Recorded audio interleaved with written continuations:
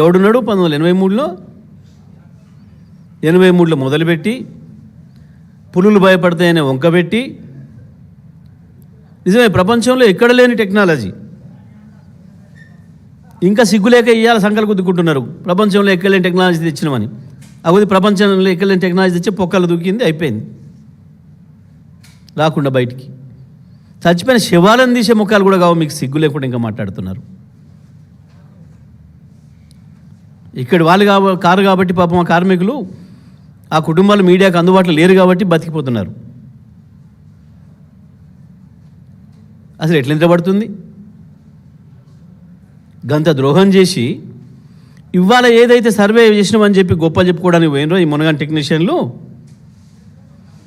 ఆ సర్వే చేసిన తర్వాత మాత్రమే తేవాల్సి ఉండే ఈ టెక్నాలజీ. వాస్తవానికి ఆ సర్వే జరిగిన తర్వాత మాత్రమే ఎక్కడి నుంచి వెళ్ళి పోవాలి సొరంగం అనేది నిర్ణయం చేయాల్సి ఉండే.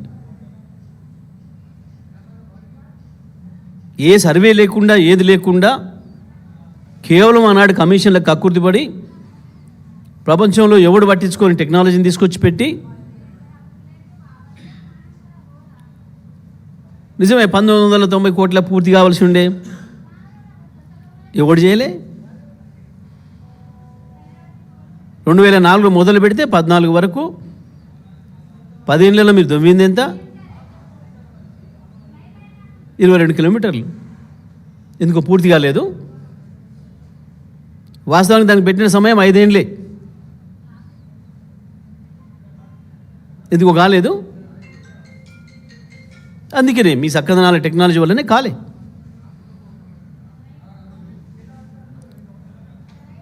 మీరు 10 ఏళ్ళలో చేసింది 3665 కోట్లు.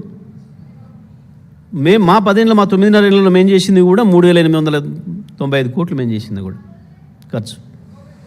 అసెంబ్లీలోనే మీ అందరినీ పిలిచి జానారెడ్డి గారిని ప్రశ్నించండి, ఒకసారి అడగండి ఎవరైనా. జానారెడ్డిని, ఇయాలటి వాటర్ నీళ్ళ మంత్రిని అందరిని కలుపుకొని పిలిచే సమావేశం పెట్టి ఉత్తమ్ కుమార్ రెడ్డిని అందరి సమక్షంలోనే కాంట్రాక్టర్ వాడు దివాలు తీసిండు, వాడు చేసేటట్లేడు, వాడిని తీసి ఇంకొని పెట్టేటట్లేదు, అందులో ఇరికిచ్చిండ్రు, మెషిన్ ఎట్లా ఇరికిచ్చిండ్రో కాంట్రాక్ట్ కూడా అట్లా ఇరికిచ్చిండ్రు, మీరు ఏం చేయాలో చెప్పండి అంటే మొబిలైజేషన్ అడ్వాన్స్ ఇవ్వండి అని చెప్పి మీరు మీ నోటితో చెప్తేనే ఇచ్చినాం. కరెంటు ఖర్చు అవుతుంది, సిగ్గు లేదు మాట్లాడడానికి. పెట్టింది మీరే కదా, అది పెట్టింది ఎవడు? ఉత్త కరెంటు నీళ్ళు బయట పోయించడానికి 500 కోట్ల కరెంట్ అయింది. అంత గొప్ప టెక్నాలజీని తెచ్చిండ్రు. దానికి ఒక చక్రం వీలు పోతే అమెరికా నుంచి రావాలి 6 నెలలు.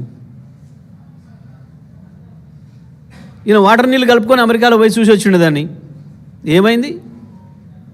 ఎందుకు రాలే ఇప్పటివరకు? ఎందుకు పని జరుగుతలేదు అటువైపు నుంచి? ఇటు కూలిపోయింది, అటువైపు నుంచి ఎందుకు జరుగుతలేదు? ఎవరిని మోసం చేస్తారు, ఎవరిని దగా చేస్తారు? పోతే పోయొచ్చారు, షోక్కు తిరగబోద్ది అవుతుంది, తిరిగినరు. ఆ సిగ్గుమల్లే మాటలు ఎందుకు? ముఖ్యమంత్రి సోయి లేకుండా